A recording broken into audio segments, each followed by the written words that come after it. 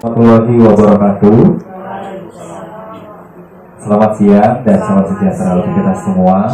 Puji syukur senantiasa kita menjadikan kehadirat Allah Subhanahu Wa Taala, Tuhan yang Maha Esa, yang mana pada siang hari ini kita dapat berkumpul di tempat ini dalam keadaan sehat walafiat, guna presentasi adanya kegiatan presentasi budaya positif untuk guru-guru SD 04 Sungai Kujang, di mana ini adalah program dari guru penggerak.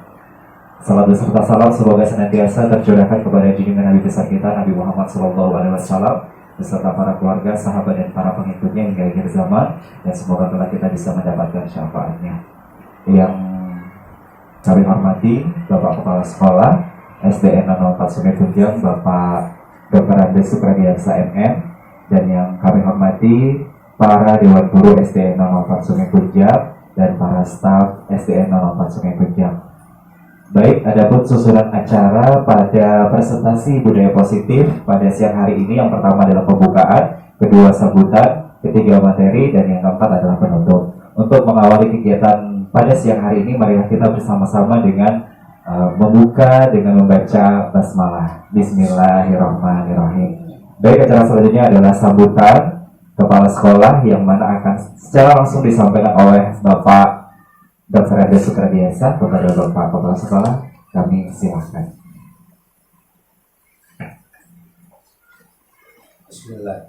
Bismillahirrahmanirrahim. Assalamualaikum warahmatullahi wabarakatuh. Selamat siang. Bapak Ibu yang saya hormati, pertama-tama saya mengucapkan selamat kepada Bapak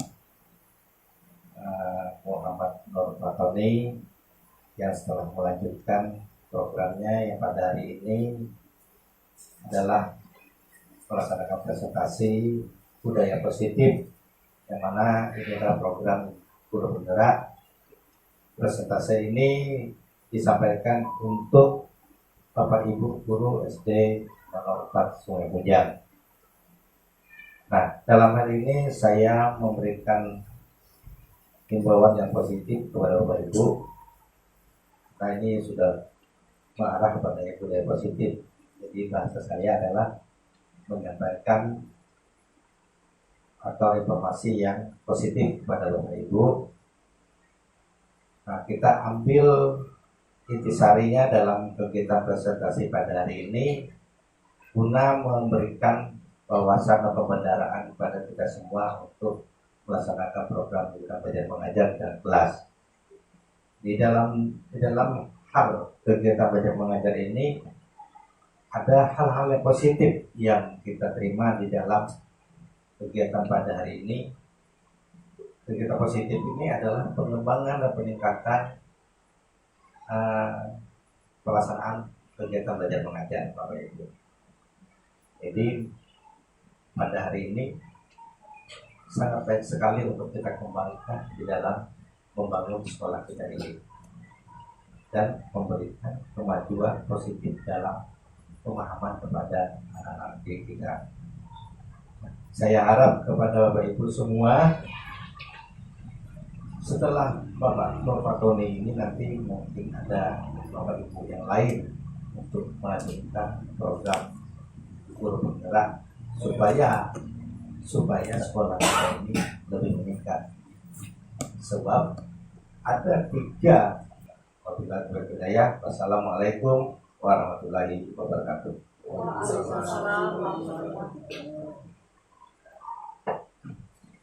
Baik, demikian sambutan yang telah disampaikan oleh Kepala Sekolah SD 04 Sungai Kujang. Saya mengucapkan terima kasih kepada Bapak Dr. Andes Supradiansa MM. Acara selanjutnya adalah acara inti penyampaian materi presentasi tentang budaya positif, yang mana akan secara langsung disampaikan oleh Bapak Muhammad Nur Fatoni. Kepada Bapak Muhammad Nur Fatoni, kami silakan. Ya, Assalamualaikum warahmatullahi wabarakatuh. Selamat siang semua. Siang. Yang semangat. Selamat siang semua. Siang. Oke, tegang betul. Atau habis makan tadi agak-agak ngantuk kan? Angin, kena AC. Nah, Mohon maaf Bapak Ibu, saya minta waktunya untuk hari ini Pak. Kebetulan dari minggu lalu sebetulnya saya bilang kalau misalnya nanti ada acara gini, tugas kita adalah menyampaikan lagi ke guru-guru lain yang ada di sekolah. Saya hanya menyampaikan saja apa yang saya dapat ke forum yang lebih besar, artinya forum dari yang kecil ke forum yang lebih besar di SD, supaya nanti bisa dijalankan, menular. Nanti siapa tahu ada guru penggerak lainnya yang ada dari SD 04 juga. Dan yang pasti satu, yang honor-honor jangan berkecil hati, kita tetap punya kesempatan yang sama untuk bisa mengikuti program ini. Kan siapa tahu nanti di program ini ada nih kemudahan kita buat jadi tingkat yang lebih selanjutnya, yang lebih baik lagi. Budaya positif ini sebenarnya di sekolah itu sudah dilakukan, bahkan Bapak Ibu guru itu sudah dari dulu melakukan, ya kan? Hanya saja kita ini kan perlu menyamakan persepsi. Budaya positif seperti apa sih yang memang diperlukan oleh sekolah, atau budaya positif apa sih yang kira-kira bisa dapat dijalankan secara bersama-sama, secara nantinya bisa menjadi budaya yang memang benar-benar bisa diterapkan di sekolah. Kita masuk ke materi selanjutnya. Nah, Bapak Ibu, di sini saya taruh ada tiga kalimat. 1, 2, 3. Yang satu itu hukuman dapat mendisiplinkan anak. Yang kedua, memberikan penghargaan dapat meningkatkan motivasi belajar pada anak. Yang ketiga, pemberian hukuman dengan hal positif seperti membersihkan halaman sekolah atau membaca dapat meningkatkan disiplin anak. Nah, dari ketiga ini, apakah Bapak Ibu ada yang setuju? Maksudnya nih, yang satu dulu, yang satu ada yang setuju atau tidak? Hukuman itu dapat mendisiplinkan anak. Setuju. Yang kedua, memberikan penghargaan dapat meningkatkan motivasi belajar. Setuju atau tidak? Setuju. Yang ketiga, pemberian hukuman dengan hal positif seperti membersihkan halaman sekolah atau membaca itu bisa dapat meningkatkan disiplin anak. Setuju atau tidak? Kurang bagi sebagian. Bagi sebagian, boleh. Ibu yang tadi bagi sebagian itu kira-kira bisa memberikan hal positifnya apa, hal negatifnya apa? Hal positifnya baik untuk sekolah kebersihan. Cuma yang nggak positifnya ini, kalau dibiarkan terlalu lama di WC dia akan bermain, jadi tetap dalam pengawasan. Nanti kita akan tahu sampai di akhir nih kira-kira. Nanti kita bakal balik ke sini lagi. Hukuman itu dapat mendisiplinkan anak atau tidak? Nanti ini memberikan penghargaan dapat meningkatkan motivasi belajar atau tidak? Lalu yang ketiga, berpengaruh atau tidak? Nanti kita akan lanjut dan balik lagi ke sini. Kita lanjut. Nah, sekarang kita mulai dengan perubahan paradigma. Nah, sekarang Ibu kan ini berdampingan nih, boleh berdampingan sama Bu Esti di situ. Boleh saya bagikan kertasnya ya. Ini satu ini aja. Jadi ini enggak. Nah, kalau Ibu berarti nanti sama diri sendiri. Kasih ke belakang.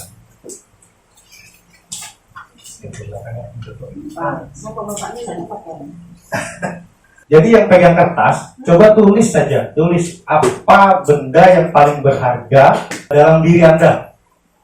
Tulis di situ, atau kalau misalnya Anda tulis, dipikirkan saja. Yang misalnya mati nih ya? Ya, benar mati. Misalnya hilang, itu nggak boleh.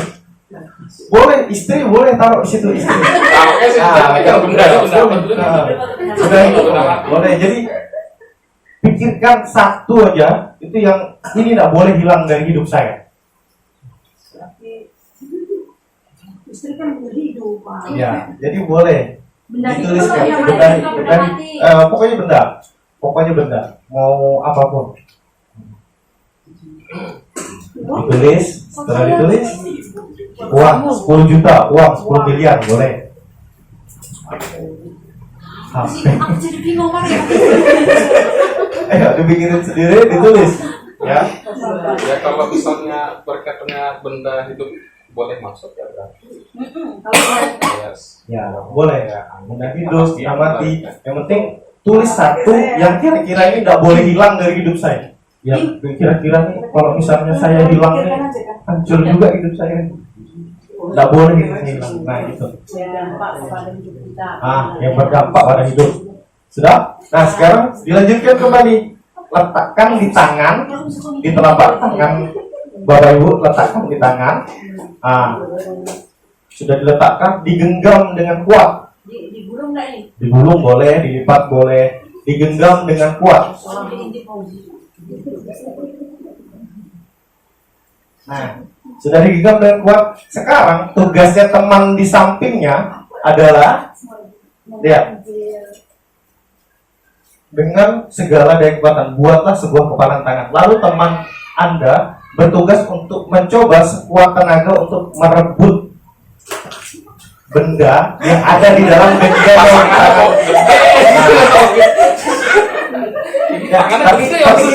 Tapi gini Bapak Ibu, boleh dengan cara ini ya. Ada berbagai cara untuk meminta Anda memberikan barang yang Anda simpan tersebut. Boleh membujuk, boleh merayu, boleh mengancam, boleh menghardik, boleh menyuap, apa saja untuk teman Anda bisa membuka kepala tangannya. Nah, boleh dengan ancaman, boleh dengan ayo. Kira-kira coba bisa tidak yang tadi bertugas untuk membujuk bisa nggak dapat untuk mengambil si kertas yang punyanya si penulis? Coba. Saya pinjam sebentar aja. Pinjam sebentar aja.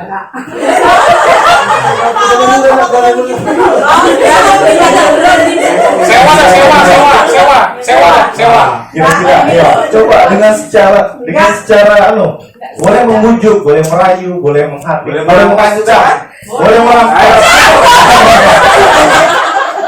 Ayo. Sebelum saya melakukan hal-hal yang tidak diinginkan,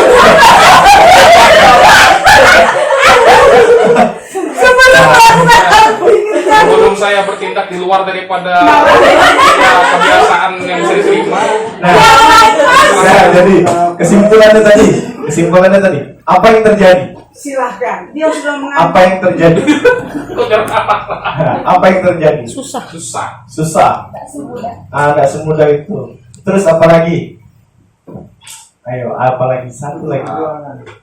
Mempertahankan. Perjuangan untuk mempertahankan tadi yang dipunyai. Nah, jangan sampai lepas gampang untuk pindah tangan ke orang lain. Nah, kita masuk ke perubahan paradigma teori kontrol, ilusi kontrol.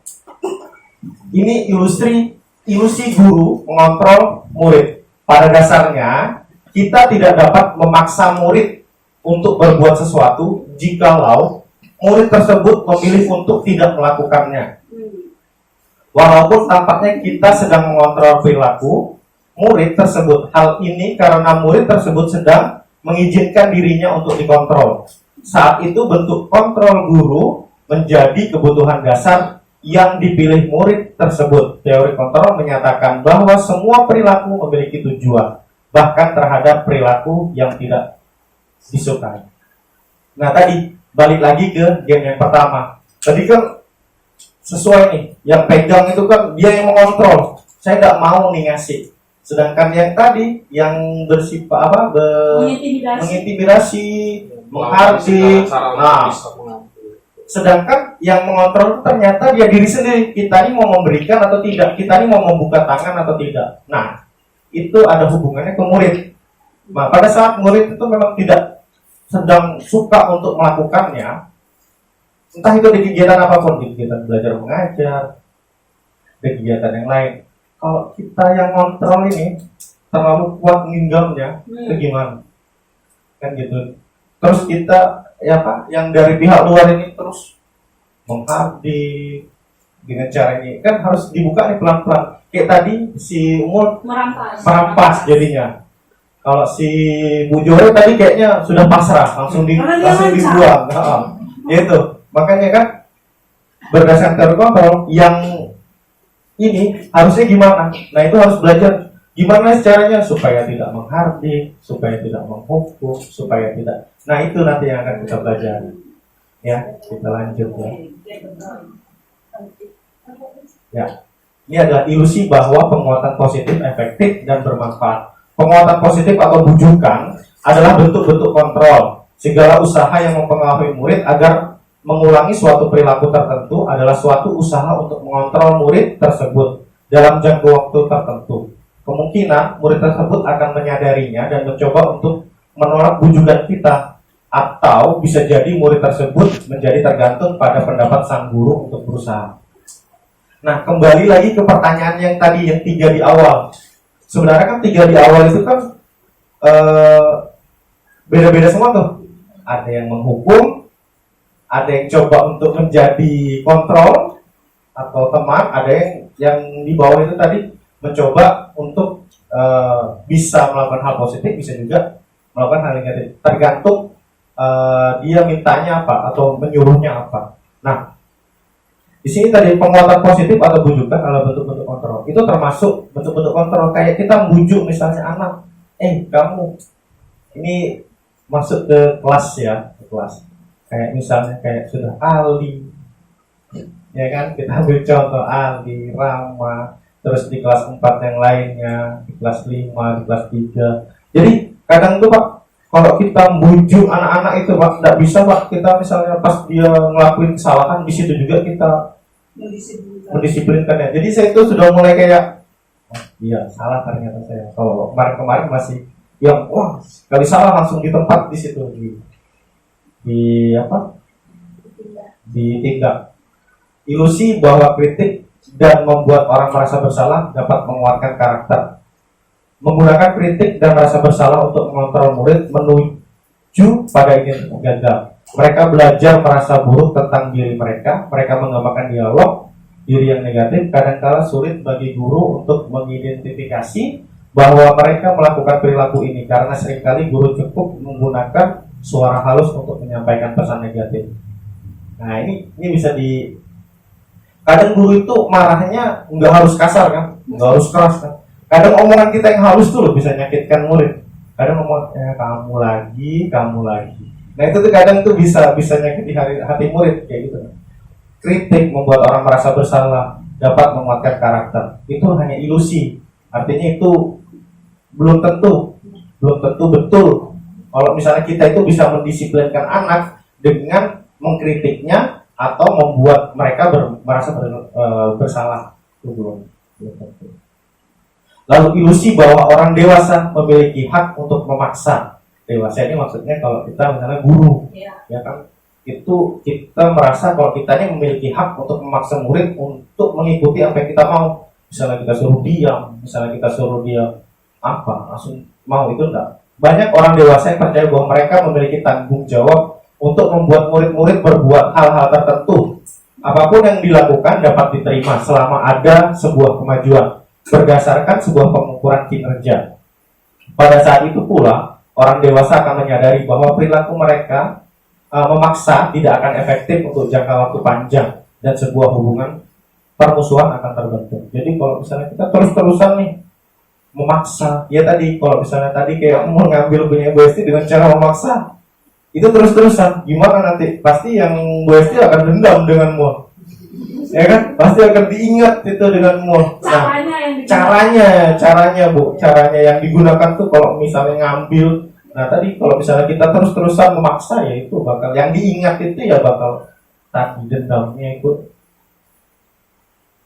Nah, siapa yang sesungguhnya memiliki kontrol? Nah ini stimulus, respon, lawan teori kontrol. Tadi kalau yang di awal adalah stimulus, respon tentang dunia. Yang kedua adalah teori kontrol tentang dunia. Nah yang kita mau ubah itu yang kuning, ya kan? Dari yang biru ke yang kuning. Nah realitas kebutuhan kita sama. Seharusnya kebutuhan kita itu berbeda, ya kan? Nah kalau di dalam kelas ya sama. Si murid itu mempunyai kebutuhan yang berbeda-beda. Tidak bisa disamakan. Maksudnya tidak bisa padi tidak bisa jadi jagung tidak bisa jadi ikan, ya kan? Ujung-ujungnya itu. Kan yang salahnya kita selama ini kita samakan. Kalau baca semua. Kasihan tuh nanti yang kelas 1 masih ada siswa yang ternyata belum bisa baca. Sedangkan kita memaksanya untuk ya sudah baca. Yang kedua, semua orang melihat hal yang sama. Nah, sebenarnya setiap orang memiliki gambaran yang beda. Jangankan gitu. Kita yang guru saja, itu antara Bu Dario ini misalnya dengan Pak Fauji, itu bisa memiliki pandangan ngajar itu seperti ini. Bisa juga beda dengan Pak Anjar. Loh, enggak, pandangan menurut saya ngajar yang benar itu ya seperti ini. Jadi itu. Jadi pandangan saja itu berbeda-beda. Jadi bisa jadi murid itu mandang kita itu beda-beda. Ada nanti yang bilang kita baik, ada yang bilang nanti kita ternyata gurunya ini tidak baik. Gurunya pasti ada pandangan itu berbeda-beda. Baru kita mencoba mengubah orang agar berpandangan sama dengan kita. Seharusnya kita berusaha memahami pandangan orang lain tentang dunia. Jadi tidak bisa tuh kita maksakan apa yang ada di pandangan dia itu kita paksakan sama dengan apa yang di pandangan kita. Lalu lanjut, perilaku buruk dilihat sebagai suatu kesalahan. Padahal semua perilaku itu memiliki tujuan meskipun dia salah. Kadang kita nggak tahu nih, banyak ya di berita-berita itu kan, ketika dia melakukan kesalahan, ternyata kesalahan itu karena saya lo ini, saya lo punya ini, saya lo ada anak saya, nah itu kan banyak yang kayak begitu. Bisa jadi itu ada juga di siswa kita. Ternyata dia selalu salah, selalu bikin marah gurunya, ternyata ada kurang perhatian dia di rumah, ada faktor lain yang mengganggu dia selama proses pembelajaran. Nah itu banyak yang kayak gitu. Nah itu gurunya itu harus memiliki pandangan yang berbeda-beda. Nah nanti bakal kita lanjut terus. Nah lalu lanjut, orang lain bisa mengontrol saya. Ini balik lagi ke yang tadi, hanya Anda yang bisa mengontrol diri Anda sendiri. Benar kan? Hanya diri Anda sendiri yang bisa mengontrol. Meskipun orang minta nih, mau maksa mau apa, tapi ini loh harga diri atau ini loh barang berharga bagi kita. Masa kita mau melepaskannya begitu saja? Masa kita mau memberikannya begitu saja? Lalu saya bisa mengontrol orang lain. Seharusnya Anda tidak bisa mengontrol orang lain. Nah itu tadi kebalikannya. Misalnya nanti kita ada di kelas gitu, tidak semuanya murid itu setuju dengan apa yang kita lakukan atau apa yang kita paksakan. Pemaksaan ada pada saat bujukan yang gagal. Jadi setelah tadi itu gagal dipaksa, dibujuklah, dirampaslah. Seharusnya kolaborasi dan konsensus menciptakan pilihan-pilihan baru.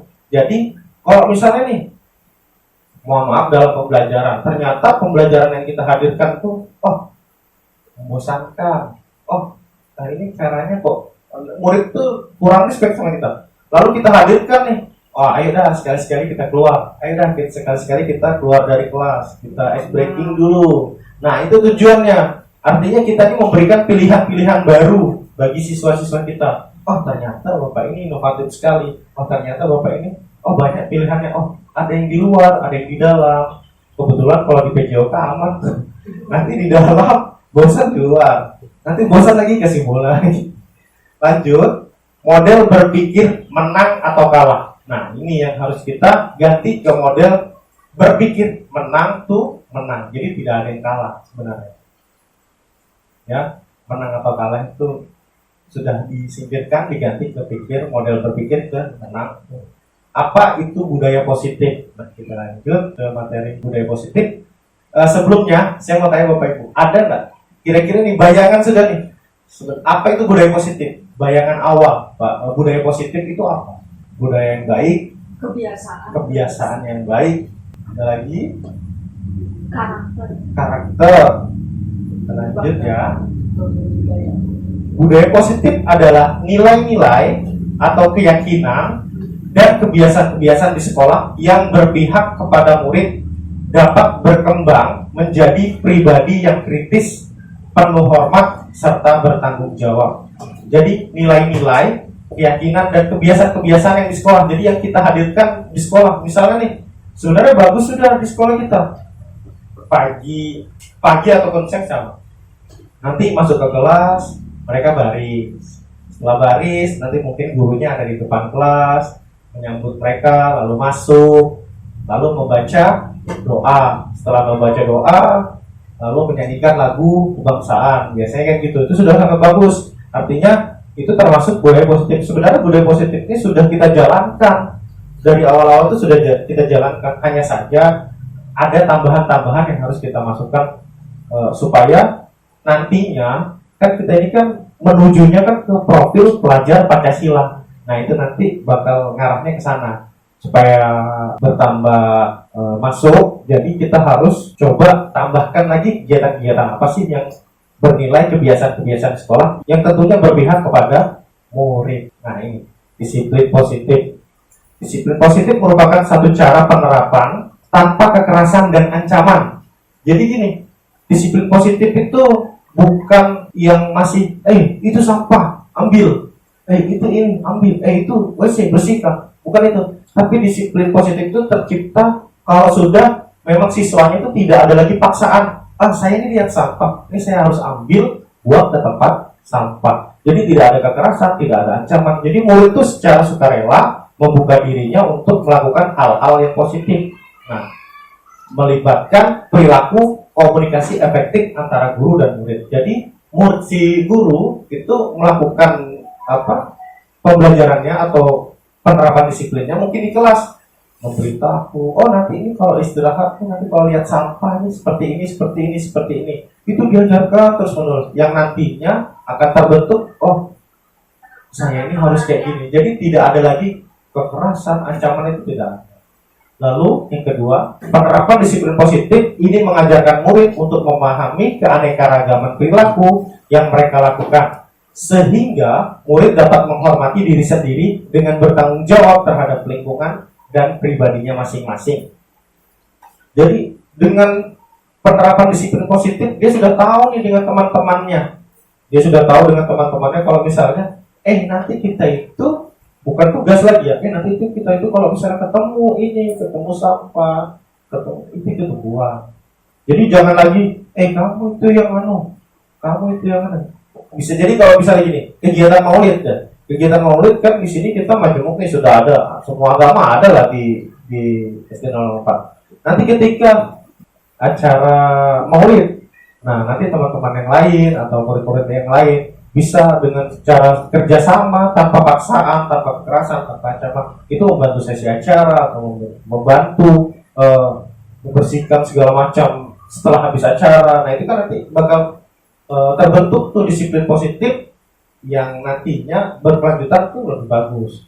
Jadi disiplin positif ini merupakan salah satu cara menerapkan budaya positif yang bertujuan untuk menumbuhkan kesadaran serta memperdayakan murid untuk melakukan sesuatu tanpa sogokan. Nah kayak tadi kalau misalnya Anjar berusaha untuk merebut bujur atau ngasih sogokan, ayo 500.000 tuh kasih itu kertasnya buat saya. Nah atau enggak si murid, nanti ini dapat ini ya, dapat pulpen ya, dapat ini. Nah itu nanti anak-anak ya kita pikir nanti anak-anak bakal terbiasa. Yang tadinya kita ini sebenarnya itu hal positif buat kita, tapi nanti menjadikan si anak tersebut itu bergantungan. Maksudnya nih, pada saat kita tidak memberikan reward, itu anak-anak nggak mau dia. Nggak ada hadiahnya, nggak ada ini. Jadi kita tuh menimbulkan, kamu ngambil sampah nanti setiap ini. Nanti kalau hari Senin bersih, nanti kalian nanti dapat ini. Wah, itu kalau sudah kebiasaan itu, nanti ketika gurunya yang biasa ngasih tadi reward tadi nggak ada, itu di hari Senin bisa. Nah, itu maksudnya tuh gitu. Ancaman maupun hukuman. Jadi tidak ada ancaman maupun hukuman. Nah, ini nilai-nilai kebajikan. Ini untuk menuju profil pelajar Pancasila. Disiplin positif akan membawa murid pada nilai kebajikan yang sesuai dengan profil Pancasila, yaitu 1. Beriman dan bertakwa kepada Tuhan Yang Maha Esa dan berakhlak mulia. Yang kedua, berkebinekaan global. Yang ketiga, bergotong royong. Yang keempat, mandiri. Yang kelima, bernalar kritis. Yang kelima adalah kreatif. Ini nilai-nilai kebajikan yang harus dijalankan untuk menuju profil pelajar Pancasila. Nah ini, kita balik ke siswa kita. Untuk 5 kebutuhan dasar manusia. Yang pertama, terdiri dari bertahan hidup. Yang kedua, kasih sayang dan rasa terima. Yang ketiga, penguasaan. Yang ketiga, kebebasan. Yang keempat, kesenangan. Tapi sebelum itu, saya mau tampilkan dulu ya. Kita balik. Bertahan hidup adalah kebutuhan bertahan hidup survival, adalah kebutuhan yang bersifat fisiologis untuk bertahan hidup, misalnya kesehatan, rumah, dan makanan, kebutuhan biologis sebagai bagian dari proses reproduksi, termasuk kebutuhan untuk tetap bertahan hidup. Komponen psikologis pada kebutuhan ini meliputi kebutuhan akan perasaan aman. Dalam kasus Doni di atas, apabila jawaban Doni ketika ditanya oleh Ibu Ambar karena ia lapar, nah ini ini kan kita lihat kalau murid kita salah, kita langsung menghari, kenapa kamu lakuin atau siswa kita lambat pertama ya. Datang pasti kita tanyain kan yang pertama, kenapa kamu terlambat? Kenapa kamu terlambat? Kenapa kamu datang terlambat? Alasannya apa? Ya kan? Nah itu yang harus kita tanya, supaya jangan sampai nanti kita langsung menghukum dia. Ternyata, sudah kamu lari keliling lapangan 5 kali. Padahal kita nggak tahu nih kronologis anak ini datang ke sekolah tuh. Misalnya dia ini di rumah lagi nggak makan, nggak dapat sarapan, atau bangunnya kesiangan, atau nggak dibangun orang tuanya, atau ternyata bajunya tidak digosokkan orang tuanya. Kita nggak tahu tuh. Artinya murid kita datang ke sekolah itu dia nggak pas dengan 5 tadi kebutuhan dasarnya. Itu yang bisa mengganggu proses pembelajaran yang akan dia lakukan di sekolah. Nah, kalau satu saja tidak dipenuhi, maka ya itu kita jangan berharap kalau murid kita bakal dalam pembelajaran itu bakal 100% enggak kita. Ini kan kebutuhan bertahan hidup. Nah, kalau misalnya nih ternyata dia di rumah lagi kelahi atau lagi apa dengan orang tuanya, atau dia sampai misalnya nih, saya ini malas ke sekolah karena saya ini sering dibully atau dia apa. Nah itu kan jadi pertanyaan buat kita, kenapa siswa ini kok terlambat, siswa ini kok. Nah bisa jadi kebutuhan dia itu belum terpenuhi, sedangkan justru 5 kebutuhan dasar manusia inilah yang harus terpenuhi kalau misalnya kita menginginkan pembelajaran yang 100% masuk ke mereka. Kasih sayang dan rasa diterima. Kebutuhan ini dan 3 kebutuhan berikutnya adalah kebutuhan psikologis yang tadi itu menyangkut dirinya. Terus yang ini psikologisnya. Kebutuhan ini kebutuhan untuk disayangi adalah diterima, meliputi kebutuhan akan hubungan dan koneksi sosial, kebutuhan untuk memberi dan menerima kasih sayang, kebutuhan untuk merasa menjadi bagian dari satu kelompok. Kebutuhan ini juga meliputi keinginan untuk tetap terhubung dengan orang lain seperti teman, keluarga, pasangan hidup, teman kerja, binatang peliharaan, dan kelompok di mana kita tergabung. Anak-anak yang memiliki kebutuhan dasar kasih sayang dan rasa diterima yang tinggi biasanya ingin disukai dan diterima oleh lingkungannya. Itu kan kelihatan di siswa kita itu pasti ada itu. Siswa yang pengennya dielus-elus, pengen diomongin. Nanti kalau diomongin kasar sedikit sudah beda perilakunya. Nah itu artinya berarti si anak ini adalah memiliki pengen kebutuhannya itu adalah kasih sayang atau rasa diterima. Nanti dia itu setiap di kelompok yang mana dia itu harus dia yang jadi utamanya. Nah itu berarti kebutuhan dasar si anak adalah kasih sayang dan rasa diterima. Mereka juga akrab dengan orang tuanya. Biasanya mereka belajar karena suka dengan gurunya. Jadi ketika ketemu guru yang dia tidak suka, biasanya dia bakal sudah beda lagi. Misalnya nanti dengan guru ini ternyata dia disayang, ternyata datang guru lain, ternyata guru lain pembawaannya beda. Dengan marah, dengan apa itu sudah biasanya dia sudah tidak terpenuhi lagi dan kebutuhan dasarnya itu tidak terpenuhi. Maka proses pembelajarannya tidak bisa 100%. Kebebasan, kebutuhan akan pilihan. Jadi siswa-siswi ini kemandirian otonomi memiliki pilihan dan mampu mengendalikan arah hidup seorang anak-anak dengan kebutuhan kebebasan yang tinggi. Menginginkan pilihan, mereka perlu banyak bergerak, suka mencoba-coba, tidak terpengaruh orang lain dan senang mencoba hal-hal baru. Nah ini mungkin gini, kalau misalnya kita di kelas, anak-anak itu sudah merasa bosan, bapak ini ngajarnya ini kayak gini lagi, nanti langsung soal ya pasti. Nah itu artinya kita tidak menghadirkan pilihan-pilihan lain. Misalnya kita tanya dulu anak murid kita, kira-kira kita hari ini mau ngapain? Kita materinya ini, kira-kira ada 2 versi pengajaran, ada yang di luar, ada yang di dalam, ada yang sistemnya berkelompok, ada yang mandiri. Bisa gitu, bisa dijadikan pilihan. Jadi anak-anak tuh termotivasi untuk anak-anak yang mempunyai sifat dasar rasa pengen kebebasan itu terpenuhi. Lanjut, kesenangan. Kebutuhan untuk merasa senang. Jadi ada anak-anak tuh kalau misalnya dia belajar itu maunya rasa senang. Nanti kalau misalnya dihardik atau dikerasin sedikit itu sudah beda. Ya, jadi nanti misalnya kita kayak masuk ke kelasnya Moji, masuk ke kelasnya, kalau sudah kelasnya Moji, masuk kelasnya Moji, sudah ketemu Haikal, Aprija. Nah itu mereka itu sebenarnya butuh kesenangan. Jadi kalau misalnya kita di depan kelas kita tanya dulu dia ini maunya ngapain. Kalau misalnya kita kasih ini ternyata dia tahu, tanyain lagi. Kira-kira mau pembelajaran seperti apa yang mereka inginkan. Gitu. Jangan sampai kita yang sudah capek-capek nih bikin perangkat, bikin konsep belajar ternyata nggak sampai ke siswa. Yang satu lagi adalah penguasaan kebutuhan, pengakuan atas kemampuan. Kebutuhan ini berhubungan dengan kekuatan untuk mencapai sesuatu, menjadi kompeten, menjadi terampil diakui atas prestasi dan keterampilan kita, didengarkan dan memiliki harga diri. Kebutuhan ini meliputi keinginan untuk dianggap berharga. Jadi biasanya itu di satu kelas tuh ada tuh yang dia memang di satu kelas itu pengennya, saya ini yang paling pintar, saya ini yang paling pintar di atas teman-teman saya. Nah itu berarti penguasaannya dia atau kebutuhannya dia adalah kebutuhan dasar, pengakuan atas kemampuan. Selain ingin menjadi pemimpin, mereka juga suka mengamati sebelum mencoba hal-hal yang baru, merasa kecewa bila melakukan kesalahan. Mereka biasanya rapi dan sistematik dan selalu ingin mencapai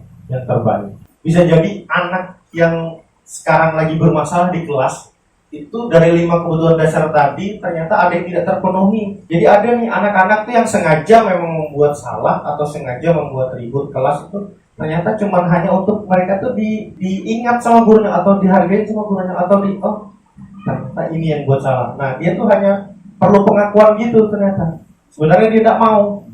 Cuman karena dia perlu pengakuan atau perlu setelah tadi kita mengetahui ini. Nah jadi kita harus cari tahu dulu 5 kebutuhan dasar ini terpenuhi atau belum. Kalau misalnya di kelas kita masih, ternyata masih ada nih murid itu yang masih berbuat salah, masih teriak-teriak, sering mendapatkan perhatian kita. Itu apa sih yang kekurangan? Itu harus melakukan secara pendekatan. Jadi dia harus cari tahu dulu, entah itu dia itu bertahan hidupnya kah yang tidak terpenuhi. Berarti kan di rumahnya. Berarti kita harus dengan orang tua. Lalu kasih sayangnya kah yang tidak terpenuhi, penguasaannya kah tidak terpenuhi, atau kebebasannya kah tidak terpenuhi, atau mungkin kesenangannya yang tidak terpenuhi. Makanya itu kita harus cari tahu dulu secara perlahan, baru kita bisa menyimpulkan kira-kira anak ini nanti ini bakal bisa lebih berubah atau tidak kalau semuanya itu bakal terpenuhi. Harusnya sih kalau misalnya kebutuhan dasarnya tadi sudah terpenuhi, insya Allah anak-anak 100% bisa melakukan pembelajarannya baik. Nah, di sini kita lanjut ke 5 posisi kontrol. 5 posisi kontrol dalam restitusi adalah proses perjalanan seorang pendidik agar dia dapat mengenali dirinya. Nah, tadi kan ke muridnya sudah. Sekarang ke gurunya lagi nih, melalui 5 posisi kontrol ini. Nah, ini dia. Kita masuk ke sesi paling ininya nih. Kita itu ada yang di mana? Maksudnya tuh kita itu berada di mana?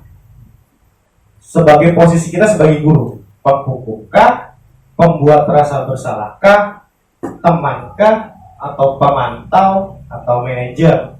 Nah di situ. Jadi nanti kita bakal tadi kalau kita sudah nilai ini ternyata 5 kebutuhan dasar murid saya ternyata sudah terpenuhi. Nah ternyata gurunya lagi nih yang harus memahami 5 posisi kontrol dia. Ternyata ini saya ini ada di mana. Nah, yang pertama adalah posisi kontrol penghukum. Nah, saya ini ada 5 video. 5 videonya ini, satu videonya menampilkan masing-masing dari posisi kontrol tersebut. Nanti bakal saya putar satu persatu dan kita bahas satu persatu. Yang pertama adalah posisi kontrol penghukum. Ya, ini adalah posisi kontrol penghukum. Contohnya ya.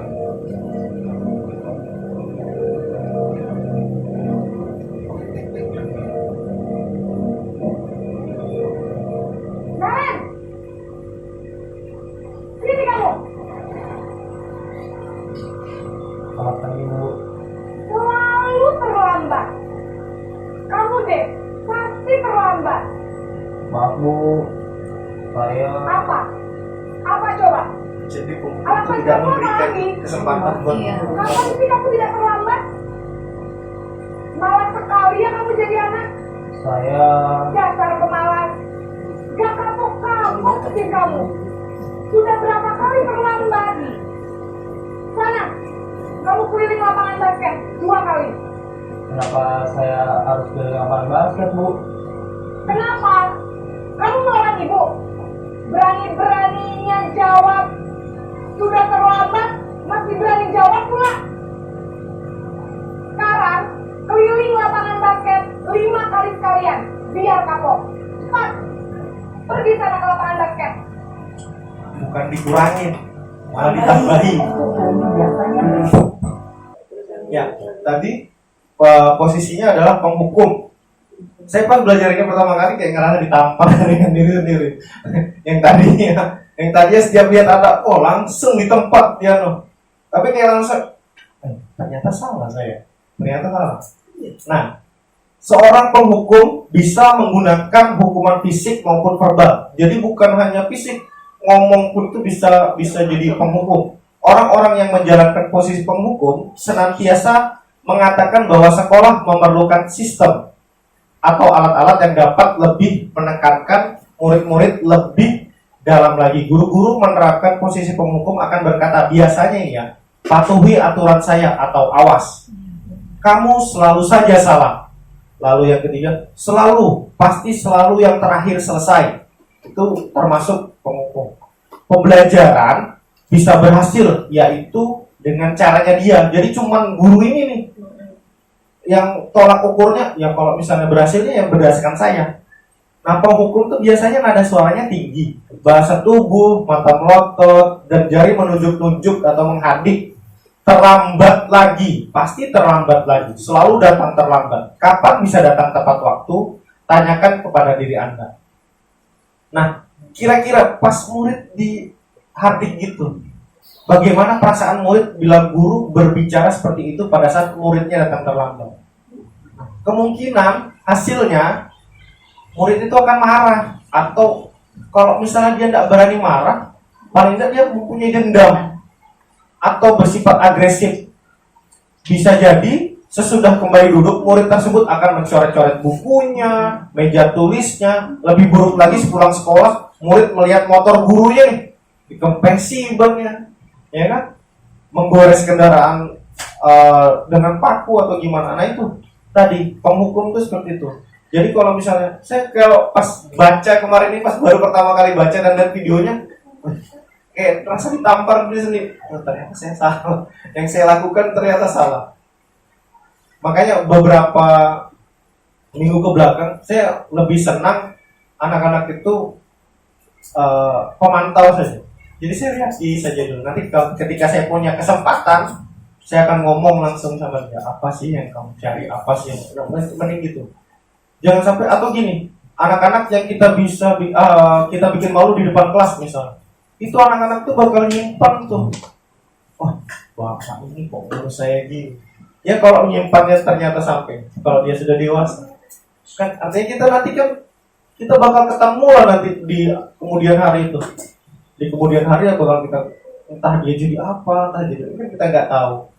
Yang pasti pada saat penghukum hasilnya itu bisa sudah kita baca, dia bakal berdendam, bersifat agresif, bahkan karena sering dihukum. Ini ya, kalau misalnya saya sudah bertemu murid beberapa sudah dihukum, dia bakal kembali mengulanginya lagi karena sudah kebiasa. Biasa aja hukumannya kan, karena tidak sesuai dengan dirinya, Pak.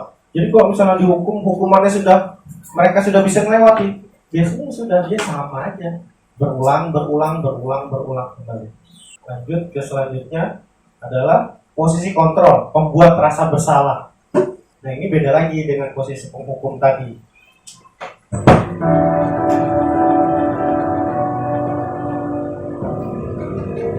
Adegannya sama, cuman penanganannya beda.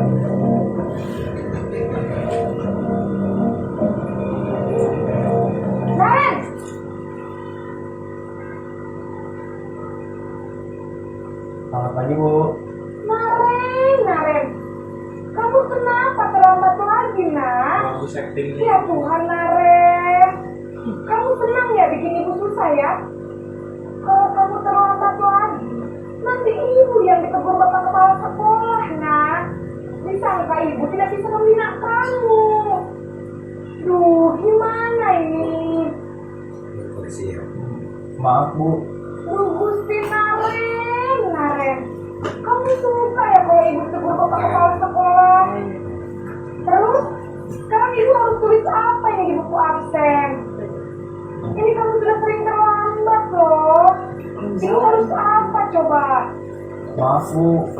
Maaf sekali. Ya sudah, lain kali jangan bikin ibu susah lagi ya nak ya. Ibu tidak akan kuat lagi kalau kamu begini terus. Bisa jantungan kalau ibu ditegur bapak kepala sekolah. Mana cepat keluar. Maaf ya Bu. Maaf sekali. Ya ini tadi di posisi yang kedua ya. Membuat rasa bersalah. Ya, pada posisi ini biasanya guru akan bersuara lemah lembut.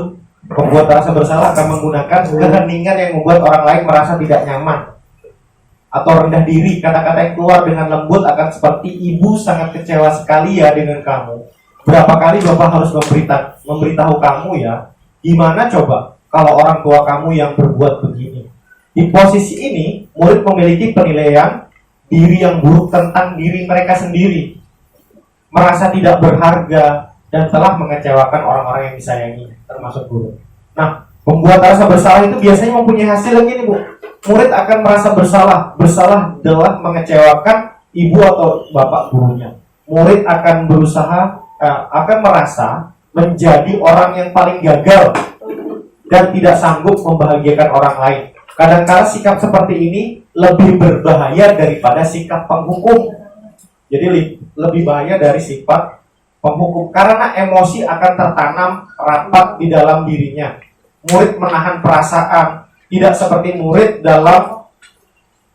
dengan guru penghukum, di mana murid bisa menumpahkan amarahnya walaupun dengan cara negatif. Murid tertekan seperti inilah yang tiba-tiba bisa meletus amarahnya dan bisa menyakiti diri sendiri atau orang lain. Jadi ketika mereka dibuat bersalah nih, kita tidak tahu nih apa yang dia lakukan nanti di rumah. Entah dia dibuat malu di kelas, entah dia itu karena dia tekanan. Beda kalau penghukum tadi dia bisa langsung meluapkan emosinya. Wah saya langsung dendam, tunggu ya itu motor bapak itu ya saya kempesin nanti di pulangan. Nah itu masih bisa langsung diluapkan. Tapi kalau yang pembuat rasa bersalah ini benar-benar kata-katanya lembut betul, lembut tapi membekas dalam hati anak tersebut.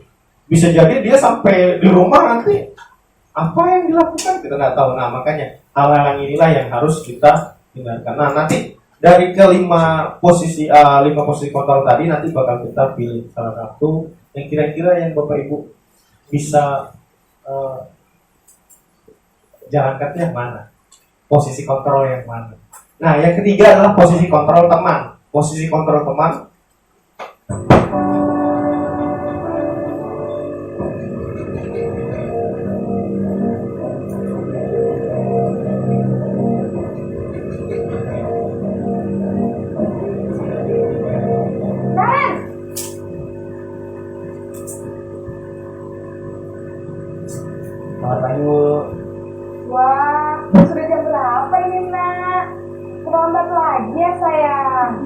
Iya Bu, tapi bisa teman ya, saya Bu. Kamu malah menyalahkan ibu kamu. Kamu bukannya anak yang larinya paling kencang. Kok terlambat sih?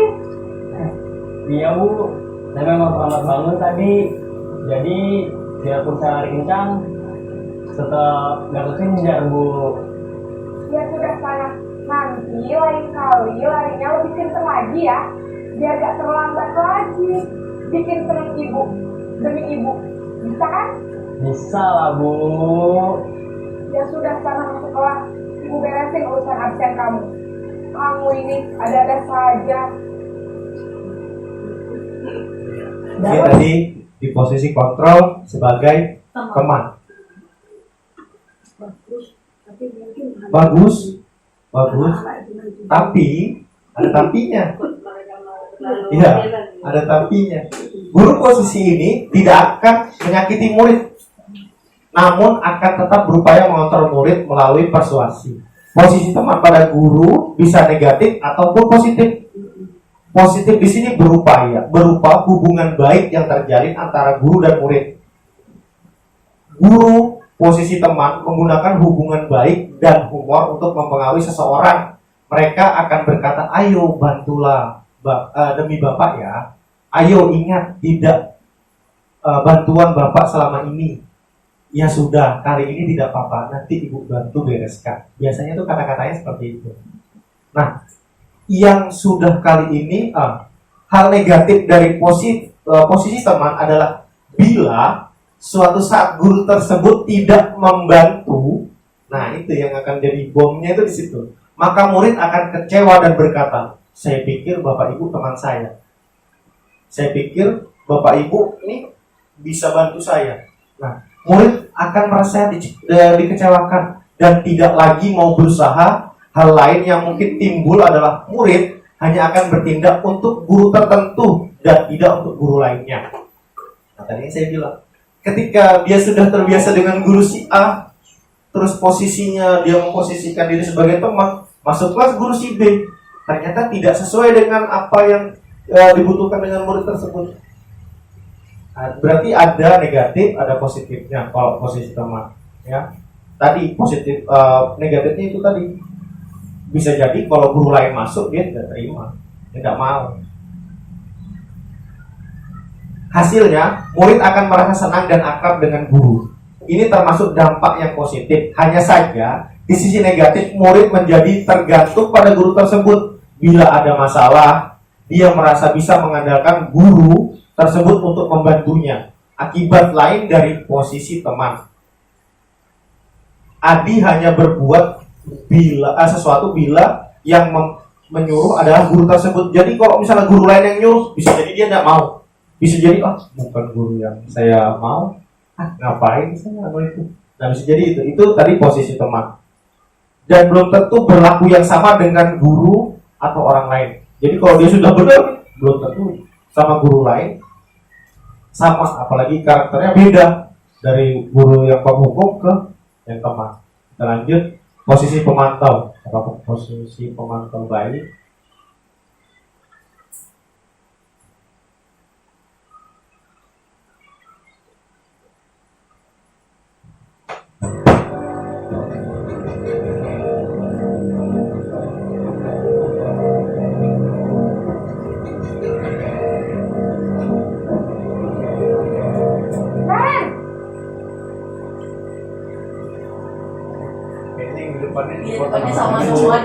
Karen, apa peraturan sekolah kita tentang jam berapa kita harus masuk sekolah, Nak? Kita harus di sekolah jam 7, Bu. Iya, betul. Sekarang sudah jam 7.20. Karen sudah tahu konsekuensinya jika terlambat hadir. Paham, Bu. Saya harus tinggal kelas pas jam istirahat selama 20 menit. Iya, benar. Konsekuensinya demikian. Jadi nanti jam 9.30 pas istirahat, kamu harus tinggal di kelas, kerjakan tugas tambahan untuk ketertinggalan kamu, ya? Baik, Bu. Ini adalah posisi pemantau.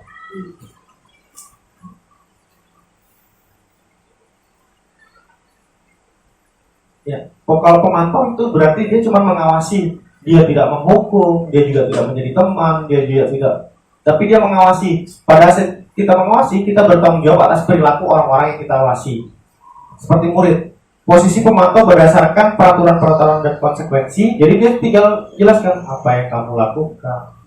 Sudah ada kesepakatan kelas yang kita lakukan. Jadi dia tinggal mengawasi saja.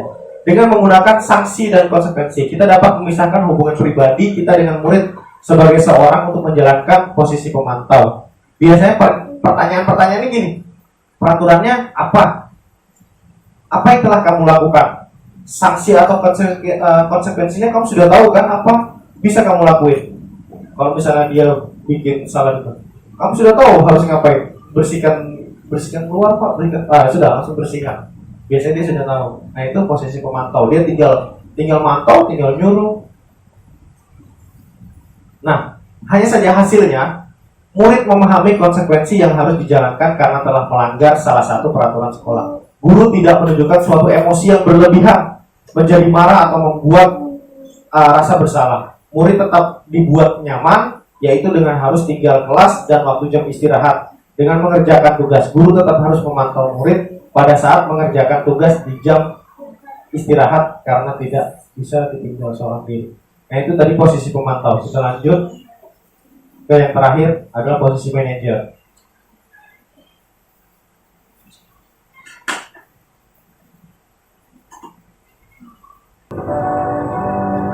Ini yang paling bagus posisinya.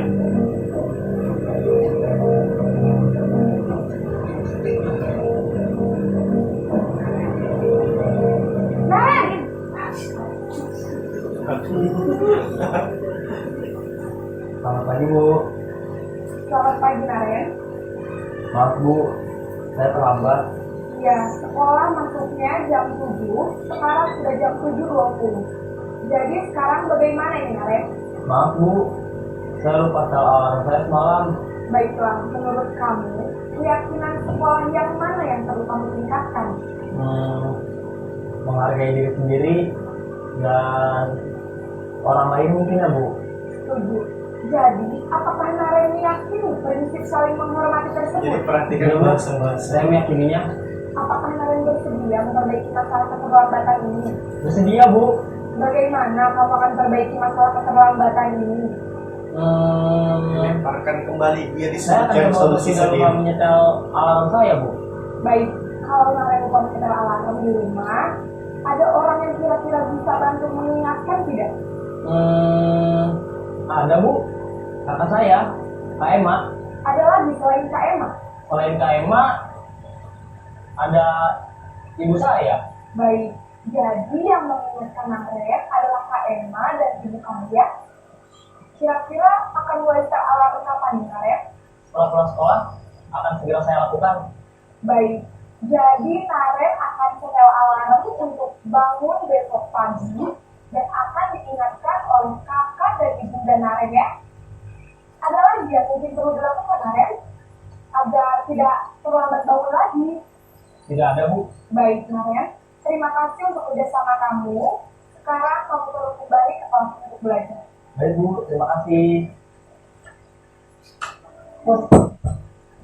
Itu posisi counter yang terakhir. Posisi counter sebagai manajer. Manajer itu bukan berarti kepala sekolah, bukan. Tapi manajer itu kan yang memimpin. Berarti manajer di kelas masing-masing, manajer bagi murid-muridnya. Nah, kalau di posisi ini, posisi terakhir, posisi di mana guru berbuat sesuatu bersama dengan murid, mempersilahkan murid mempertanggungjawabkan perilakunya, mendukung murid agar dapat menemukan solusi atas permasalahan sendiri. Seorang manajer telah memiliki keterampilan di posisi teman maupun pemantau. Jadi yang tadi teman dan pemantau itu masih bisa dipakai karena masih tetap ada positifnya. Dan dengan demikian bisa jadi di waktu-waktu tertentu kembali kepada kedua posisi tersebut bila diperlukan. Namun bila kita menginginkan murid-murid kita menjadi manusia yang merdeka, mandiri dan bertanggung jawab, maka kita perlu mengacu pada restitusi yang dapat menjadikan murid kita seorang manajer bagi dirinya sendiri. Di manajer, murid diajak untuk menganalisis kebutuhan dirinya maupun kebutuhan orang lain. Di sini penekanan bukan pada kemampuan membuat konsekuensi, namun dapat berkolaborasi dengan murid bagaimana memperbaiki kesalahan yang ada. Nah, ini yang biasa disebutkan. Apa yang kamu yakini, jika kamu meyakini. Nah, dari pembelajaran tadi, posisi manajer ini yang paling tepat, maksudnya yang paling bagus daripada posisi-posisi yang lain. Manajer ada suaranya tulus, tadi kan sudah berdasarkan video.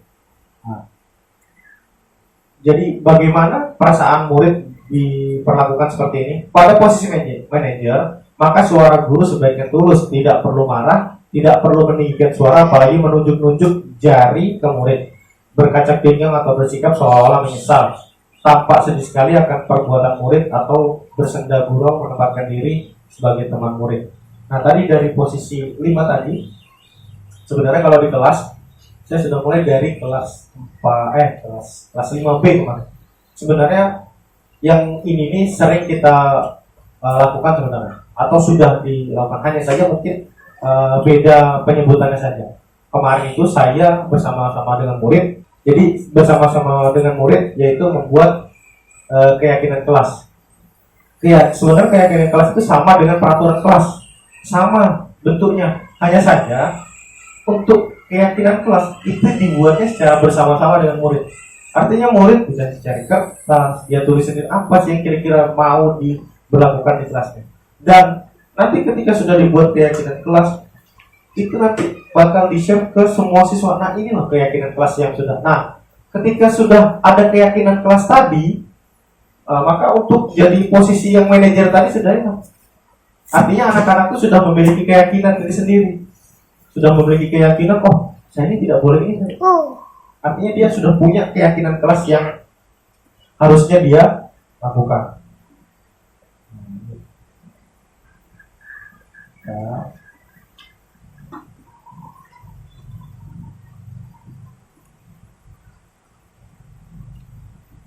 Nah, setelah ini, jadi guru-guru bisa menilai nih sekarang, kira-kira saya ini di posisi kontrol yang mana? Penghukum kah? Membuat rasa bersalah kah? Atau yang teman kah?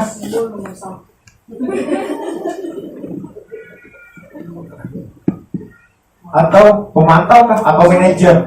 Nah, dari 5 ini tadi sudah bisa disimpulkan nih, oh saya ini dihukum yang mana ini? Saya di posisi yang mana? Nah, kira-kira saya ini mau merubah yang ke posisi ini. Oh, berarti ini loh yang harus saya lakukan. Gitu.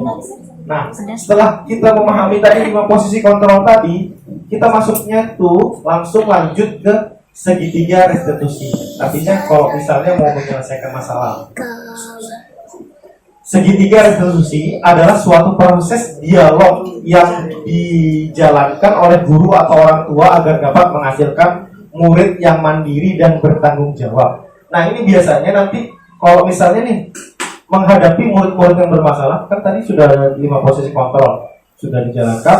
Nah, masuk lagi ke segitiga restitusi, yaitu yang pertama adalah menstabilkan identitas, yang kedua validasi tindakan yang salah, yang ketiga adalah menanyakan keyakinan. Nah, balik lagi menanyakan keyakinan. Tapi kalau keyakinan kelas yang belum dibuat, ya tidak bisa. Artinya dibuat dulu keyakinan kelasnya, baru ketika ada permasalahan di kemudian hari bisa dipakai di segitiga restitusinya.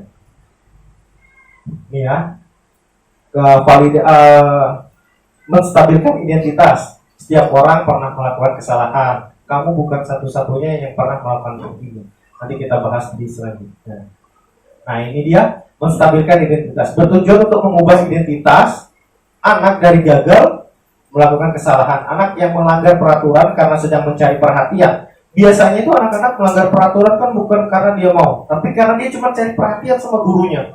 Saya ini mau diperhatikan sama gurunya. Kadang itu aja yang perlunya mereka. Jadi kita stabilkan identitasnya. Dia mencoba untuk memenuhi kebutuhan dasarnya. Bisa jadi dia melakukan kesalahan itu karena ya tadi 5 kebutuhan dasar yang tadi itu tidak terpenuhi. Rasa kasih sayang tidak terpenuhi, ya kan? Nah, biasanya kata-kata yang harus diutarakan apa? Nah, ini menstabilkan identitas itu biasanya berbuat salah itu tidak apa-apa kok. Artinya kalau kita ngobrol dengan murid nih, tidak ada manusia yang sempurna. Saya juga pernah melakukan kesalahan seperti itu. Kita bisa menyelesaikan ini. Bapak Ibu tidak tertarik mencari siapa yang salah dan tidak siapa yang salah, tapi Bapak Ibu ingin mencari solusi dari permasalahan ini. Karena kebiasaan kita kan, siapa tadi yang mukul dulu? Siapa tadi yang salah? Siapa tadi yang ini? Kan? Kita cari benar salahnya dulu. Harusnya jangan benar salahnya dulu, tapi cari solusi untuk menyelesaikan masalahnya itu apa. Kamu berhak merasa begitu. Apakah kamu menjadi teman yang baik bagi dirimu sendiri? Nah, yang kedua adalah memvalidasi tindakan yang salah. Setiap tindakan yang dilakukan adalah suatu tujuan yang yaitu memenuhi kebutuhan dasar. Kalau kita memahami kebutuhan dasar, apa yang mendasari sebuah tindakan, kita akan menemukan cara-cara paling efektif untuk memenuhi kebutuhan. Biasanya kadang-kadang padahal kamu bisa melakukan yang lebih buruk lagi. Biasanya itu kalau kita bisa, dia muridnya kelain nih, Lalu kita hadapkan. Nanti kan ini siapa yang duluan? Siapa yang tadi duluan? Siapa yang salah? Siapa yang nah kita cari pembenarannya dulu. Padahal jangan kayak gitu. Padahal kamu pasti punya alasan. Kita tanya dulu alasannya apa. Jadi kata-katanya itu jangan langsung menjurus spesifik, jangan. Jadi kita biarkan dia yang menjawab perbuatannya sendiri. Dia yang ingat-ingat dirinya sendiri. Kamu patut bangga pada dirimu sendiri karena kamu telah melindungi sesuatu penting buat kamu. Itu dosa. Lanjut menanyakan keyakinan. Nah, teori kontrol menyatakan bahwa kita pada dasarnya termotivasi secara internal. Artinya sebenarnya kalau misalnya anak itu sudah ditanya-tanya terus dari dalam dirinya, oh iya ya, saya ini salah kok. Dari dalam dirinya sendiri itu akan keluar itu langsung. Maka anak-anak siap untuk dihubungkan dengan nilai-nilai yang dipercaya berpindah menjadi orang yang dia inginkan. Pertanyaan-pertanyaan, nah ini apa yang kita percaya sebagai kelas atau keluarga? Apa nilai-nilai umum yang kita telah sepakati? Nah itu tadi menanyakan keyakinan. Keyakinan kelasnya yang dibuat apa? Dan jadi di awal itu apa? Jadi ketika masuk seharusnya guru itu sudah tahu nih kebutuhan dasar muridnya itu apa. Dicari tahu dulu. Dicari tahu, oh ternyata anak ini ingin ini tidak. Itu sudah dijadikan satu dan dirangkum menjadi keyakinan kelas yang nantinya bisa dijalankan di kelasnya. Jadi kalau sudah ada keyakinan kelas itu kan sama kayak peraturan, tapi keyakinan kelas diyakini oleh murid-muridnya sendiri. Nah itu tadi hal-hal tadi bisa menunjang. Ini contoh penerapan restitusi, tapi ini pas ngerekam saya pada saat libur, jadi nggak ada murid di bulan Desember kalau nggak salah.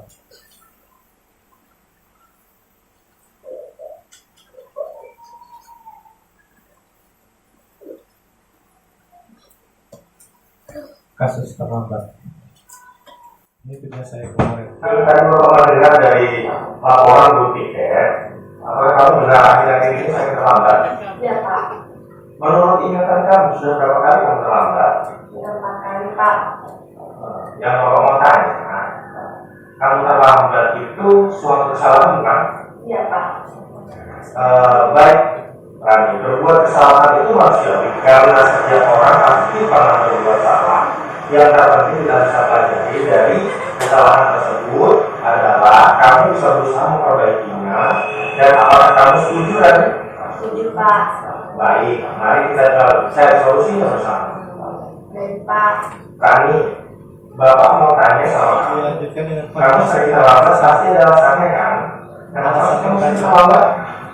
Maaf Pak, mungkin karena saya sering berdagang Pak untuk main HP, jadi saya kurang tidur Pak. Baik kan, kamu tahu kan keyakinan kelas itu tidak semuanya. menanyakan keyakinan. Tahu Pak. Apakah kamu datang terlambat ke sekolah sudah sesuai dengan keyakinan kelas? Tidak Pak. Menurut kamu keyakinan kelas apa yang sudah kamu langgar? Disiplin Pak. Menurut kamu kan, apakah disiplin itu penting? Tentu Pak, karena membuat saya lebih menghargai waktu. Betul sekali kan, karena menghargai waktu itu sangat penting bagi kita, karena kita bisa belajar menghargai guru, orang tua, teman-teman, dan para sekitar kita untuk dapat melatih rasa kepedulian kami. Iya, ini kemarin tugasnya tuh 2 hari sudah harus selesai. Apa yang saya lakukan? Baik Rani, sikap yang baik sudah kamu lakukan dengan cara meminta maaf. Menurut kamu, kira-kira yang akan kamu lakukan agar ke depan tidak ada terlambat lagi? Saya berjanji Pak akan mengurangi manajer saya mohon hari agar saya dapat tidur lebih cepat agar saya tidak datang terlambat lagi Pak. Apabila kamu sudah menemukan solusi atas masalah yang telah kamu lakukan hari ini, dan Bapak akan bekerja sama dengan orang tuamu supaya kamu bisa lebih disiplin lagi untuk menghargai waktu agar tidak dapat terlambat lagi kami. Oke, baik kami silakan kembali kelas. Jadi kemarin pada saat belajar pertama kali itu tadi kayak rasa ditampar tuh. Biasanya kalau sama murid langsung, tapi akhir-akhir ini saya kalau misalnya Pak ini Pak, ya sudah kawan. Tapi saya tandai itu anaknya tuh, oh ya ini. Nanti ketika saya masuk kelasnya baru saya tanya, Atau enggak saya punya waktu berdua sama dia, baru saya tanya, apa sih yang kamu mau, apa sih yang mau kamu, apa sih yang kamu. Nah, saya nggak langsung, sekarang nggak mau langsung, karena percuma. Sudah, yang diingatnya hanya dendam, yang di ininya nanti kalau misalnya saya nggak ada juga dia bakal ngelakuin hal yang sama. Coba kayak yang sudah itu kan, kayak Ali itu berapa kali harus ditegur itu. Wah, itu sudah ribuan kali, tapi tidak berubah sifatnya sama sekali. Nah itu. Makanya kalau misalnya pada saat penerapan ini, kalau kita sudah bikin keyakinan kelas yang dia sudah diyakinin dia sendiri, saya tinggal buka tuh. Ini loh keyakinan kelas yang kelas mau tulis. Masa masih mau, ini loh keyakinan kelas sudah kamu tulis. Masa masih mau kamu langgar lagi, mau kamu. Ini kan yang kamu tulis sendiri. Ini kan yang memang kamu mau, bukan peraturan kelas, tapi keyakinan kelas. Hanya namanya saja yang berubah. Cuman prosesnya pengambilan keyakinan kelasnya itu juga berubah. Nah, ini sedikit aja rangkaian kegiatan saya dengan sekolah-sekolah membuat keyakinan kelas. Ini baru mulai di kelas 5 yang siang, yang pagi Bu. Nah ini kan rangkaian kegiatan penerapan budaya positif, kayak siswa berbaris, siswa Kelas pagi pun berbaris. siswa salam, baru siswa memimpin doa di depan. Jadi gurunya, kalau gurunya pun belum masuk, anak-anak itu sudah melakukan itu. Nah itu budaya positif. Kami datang sudah langsung start. Siap. Mengisi waktu dengan literasi di pojok baca. Buat siapa itu kesempatan? Nah ini penerapan budaya positifnya selalu menanyakan kabar, mencoba untuk selalu memperhatikan teman di sekitarnya, dilanjutkan dengan menyanyikan lagu kebangsaan. Rangkaian kegiatan budaya positif ini kumpulan saja. Nah ini testimoni dari Pak Anjar dan salah satu murid. Terima kasih.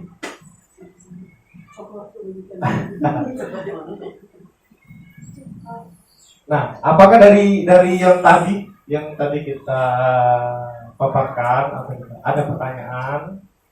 Boleh bertanya? Ya, silakan. Boleh. Mungkin ada beberapa pertanyaan. Mungkin satu masalah apa tadi ya? Oh, disiplin positif. Ya. Nah, disiplin positif kan tadi pada intinya harus ada komunikasi antara guru dengan siswanya gitu. Masalah yang tadi hal sepele mungkin adalah masalah sampah. Kalau tidak ada komunikasi, mungkin kalau cepat itu ambil sampah itu mungkin itu kurang baik. Tapi kan tetap harus ada komunikasi kan, biar menjadi suatu kebiasaan anak gitu nah. Ya kan, kalau ibaratnya mohon maaf kalau misalnya dilihat depan kelas gurunya saja tidak memperhatikan sampah di depan kelas, ya bagaimana muridnya mau ibaratnya mau mengambil gitu nah, gurunya pun cuek gitu loh, ya kan. Jadi ya mungkin untuk sekarang menurut saya itu guru ya memang masih harus berkomunikasi untuk mendisiplinkan yang disiplin positif tadi, karena kalau misalnya tidak ada komunikasi ya mungkin mohon maaf kayak perintah dulu lah ibaratnya gitu. Kalau tidak ada itu dari guru sama aja gitu. Pasti ibaratnya kalau guru cuek lihat sampah berserakan nggak nyuruh siswanya itu yang pikir keluar dulu ambil sampahnya, ya lingkungan akan tetap kotor ibaratnya gitu. Tetap harus ada komunikasi. Yang pertama, Iya. gurunya akan cimbering, murid kucing berlari sama. Makanya tadi kan diutarakan ini. Pada saat kita pembiasaannya, itu kan supaya jadi kebiasaan. Artinya di awal-awalnya kita tetap melakukan hal itu dengan cara diingatkan, entah itu di dalam kelas, sebelum pulang harus membersihkan ini. Jadinya nanti akan terbentuk. Jadi kan nanti kedepannya itu budaya positif itu akan terbentuk melalui saya ini harus berikan sampah.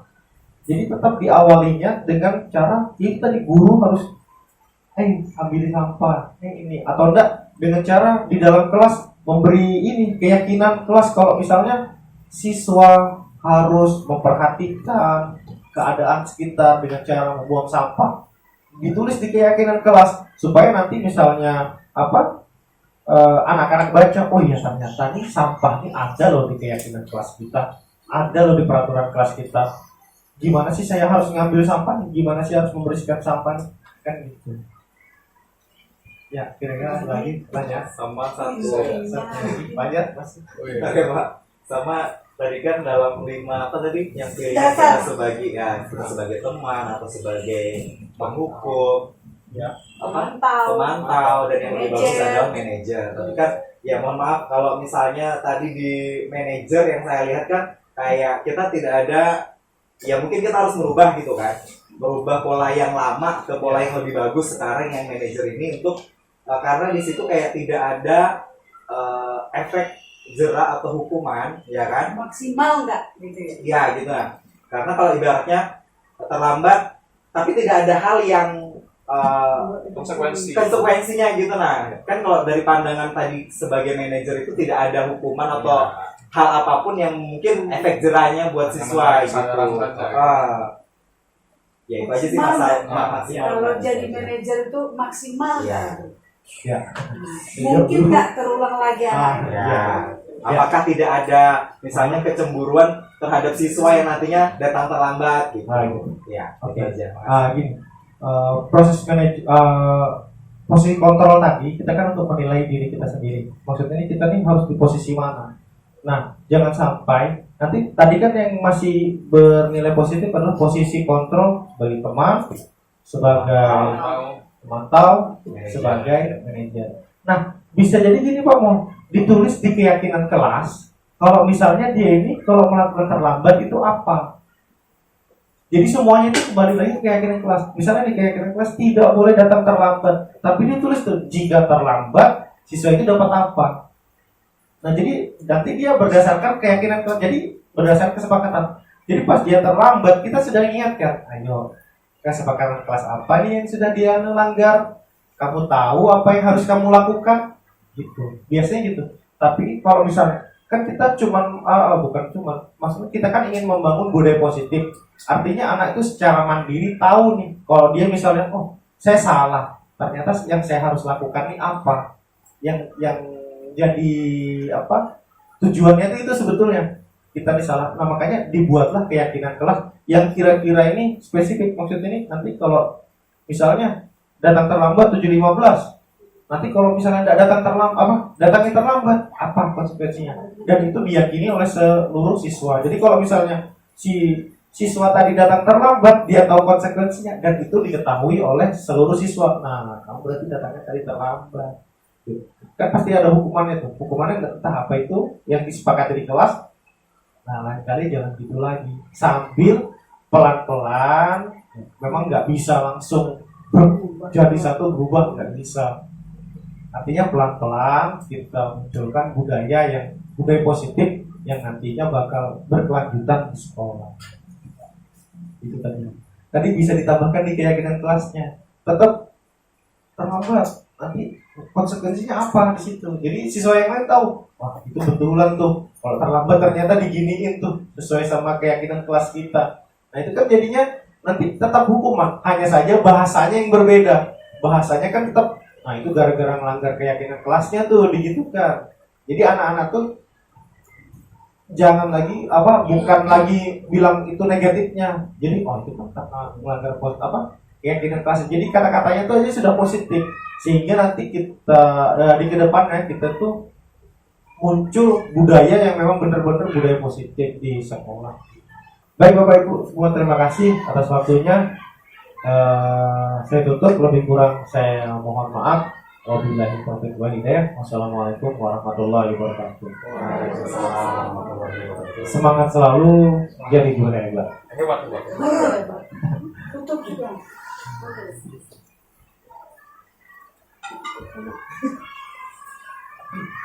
Baik, demikian materi yang telah disampaikan oleh Bapak Muhammad Arfotoni tentang budaya positif, program dari Guru Penggerak. Kita berikan aplaus dulu ya beliau untuk Bapak Arfotoni. Terima kasih.